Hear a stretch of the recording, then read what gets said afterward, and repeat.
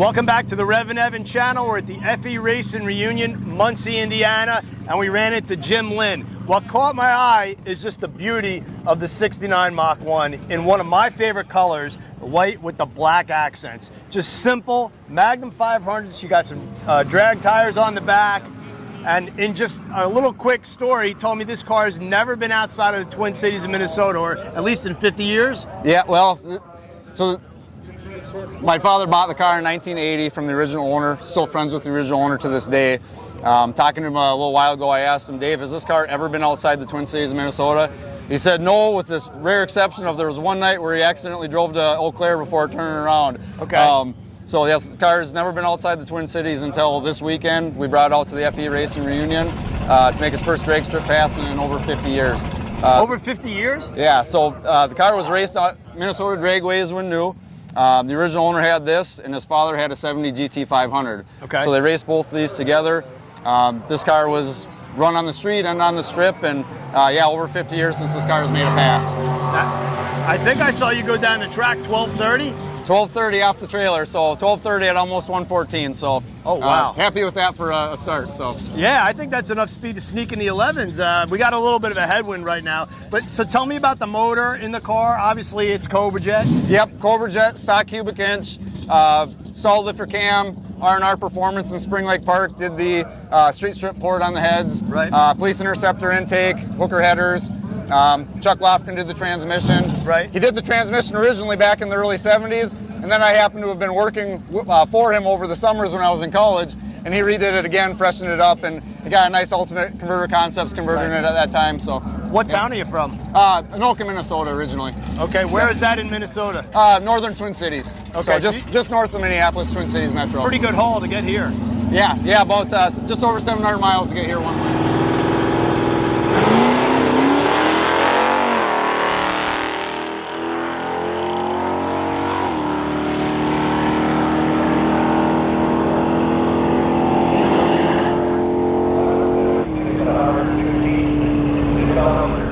How do you feel about that 11?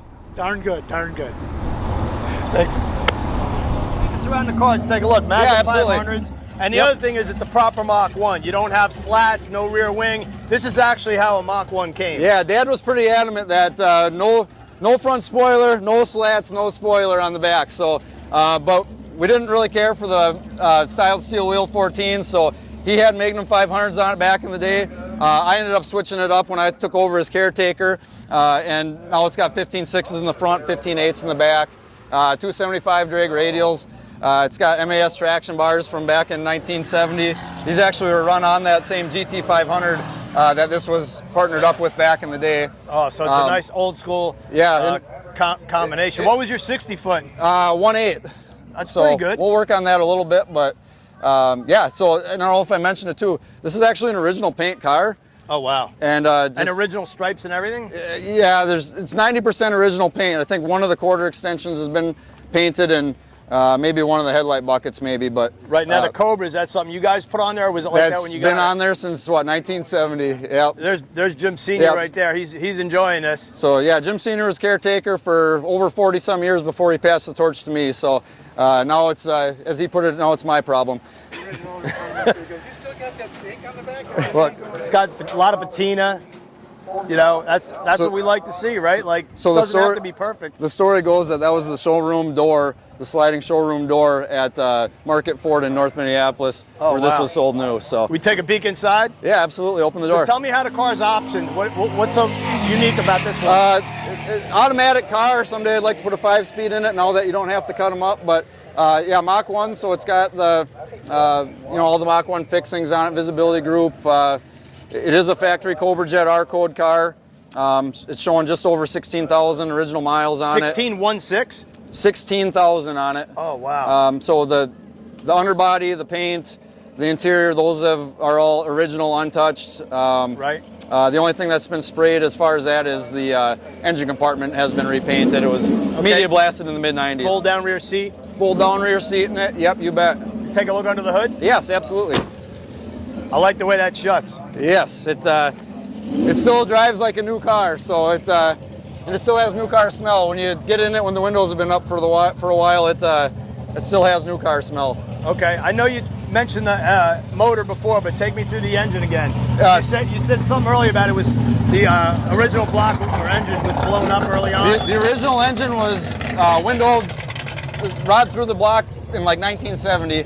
So the original owner's father had his GT500 that he was drag racing at the time, and he had taken the Cobr Jet out of it and put a 427 with dual quads on the GT500. So when the original motor was blown on this, for a long period of time, this lived with the original motor from that GT500. Okay. Fast forward to the mid-90s, his father had passed away. He took ownership of that GT500, and he knew exactly where the original motor for that Shelby was. Oh, wow. So he struck up a deal with my father to pull that original Shelby's motor out, put it back in that car, and at that time, he had procured a Cobr Jet so that Dad could have that built and put back in. Around that time, I was a young and impressionable kid who wanted Dad to hot rod his Mustang again, and he said, no, I just got done putting it all back to stock. So we ended up finding a Torino we built together, and I still ended up talking him into redoing this and putting headers and solid lifter cam and doing all that stuff to this one too. So we ended up hot rodding it a little bit. See manual brakes? Yep, so the original owner back in the day took the power brakes off it. We still have all the power brake stuff. It is a power steering car as well. Power steering was taken off it early in life. So basically just everything that weighed anything was taken off of it. And then, you know, transmission, external transmission cooler, put a catch can on it just to help it live on the street a little bit. So what was your feeling, what was your emotions taking this thing down the track? That nervous, excited? Just excitement. You know, it's obviously I don't want to screw the car up, right? You know, taking over as caretaker now, it's something I, you know, I want to keep it forever. You know, Dad never ever had any intention to sell it, so you know, as I took over as caretaker, you know, my goal is to keep it as original as possible and not screw it up, right? So. Yep, and I like that you said caretaker, because when we have these possessions that we're going to keep forever, or something like this car hopefully will live forever, we are just the caretakers. Going to go down to somebody else, like it's kind of like, you know, you own it, but you know it's going to be passed on to somebody else at some point. Well, something my dad and I talk about a lot, you know, you take it to car shows or cruise nights and stuff, and the first thing everybody ever wants to talk about is like, oh, that must be worth a ton of money. Well, it is, but at the end of the day, it's not about that. It's about having something that he bought. The memories you create, it's the stories. He bought it back in the day because it was something he always wanted. It was something that he thought was cool. Let's get your dad in here. Yeah, Dad, I'm gonna put my mic, I'll stand in between you guys on you. Big Jim right here. Jim, what made you buy this car originally? Bought it in my neighbor's driveway, Dave's, and I said, I thought it was repainted. It was 1980. It's original paint. He went away. His daughter got sick. It was in storage at the Burlington Northern train barn. So I went down there. He said, "You want to buy it?" I said, "Sure." He pulled off the sheets, and I was going up and down and looking. He goes, "You ain't gonna find nothing. It's original paint." I said, "Okay." We turned it over a little bit to get the oil pressure up. Fired up. He goes, "Drive it home." I was 19 years old. Oh my God. He was driving home. I never drove nothing that tough because it was a drag car. It was a good time. Right. And what am I going to do? I have it in my driveway. I give it the best thing. I wash it. Of course, I bought it. Right. I wanted it. So that's awesome. The rest is history. history. Did you drag race it back in the day? No, I've never had down a drag strip ever. Wow. So that had to be a thrill for you to watch your son. It was a good time. Could you imagine at 19 years old, however many years later, I don't know how old you are now, being at a drag strip, still owning the car, and then watching your son make a quarter-mile pass? Not really. I would say no. In fact, I came close to selling it back to Dave years ago because I wanted to buy a drag boat. Oh, wow. And that would have been the stupidest thing I ever did, so I didn't. So I'm happy I didn't do that. So. Yeah, boats are expensive. Yeah, so it's still here, so and it's going to stay here. So. Oh, that's awesome. And I did make sure he brought his helmet too. So. Yep. We got to see that. You got to take it down. Weather permitting. Okay. I'm not afraid of it. C6 and then obviously 9-inch. What gears in the back? 411 Detroit locker. It is not a drag pack car. It was a 350 open to start with. Okay. It ran with 444s in it for a long time, and it's got 411 Detroit locker in it now.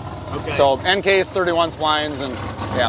Right. Well, there you go, guys. A great family story about a wonderful 69 Mach 1. We're here at the FE Racing Reunion, having a blast. Got to thank Kaylin on camera. If you haven't already done so, please subscribe to the channel, hit like, leave a comment. You know the drill. We're going to go hit the pits. We're going to hit the track. We're going to bring you so much more from here, so stay tuned.